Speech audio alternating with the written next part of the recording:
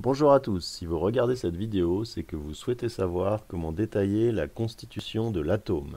Pour faire ce travail, nous aurons besoin d'un tableau périodique.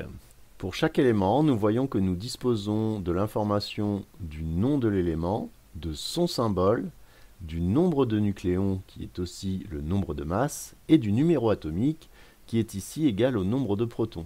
On parle aussi de nombre de charges, et comme l'atome est électriquement neutre, c'est aussi le nombre d'électrons.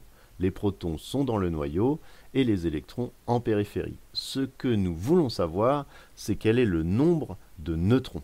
Commençons tout de suite avec l'élément le plus simple, c'est l'hydrogène. Il possède un nombre de charges à 1 et un nombre de masse à 1. Ça veut dire qu'il n'y a qu'un proton dans le noyau qui a une charge positive et une masse, et en périphérie, un seul électron. A-Z égale 0, donc il n'y a pas de neutrons. Allons voir maintenant du côté de l'hélium. Cet élément possède un nombre de charges à 2 et un nombre de masse à 4.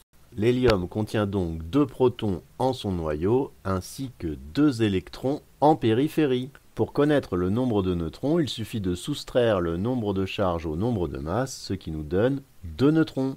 Prenons un élément plus compliqué avec l'exemple du fer. On voit que celui-ci possède un nombre de charges à 26 et un nombre de masse à 56. On en conclut donc qu'il possède 26 protons et 26 électrons puisqu'il reste électriquement neutre, et par une soustraction de 56 moins 26, on peut trouver qu'il contient 30 neutrons en son noyau. Il ne me reste plus qu'à te souhaiter de détailler l'ensemble des éléments du tableau périodique grâce à ces informations. Bon courage!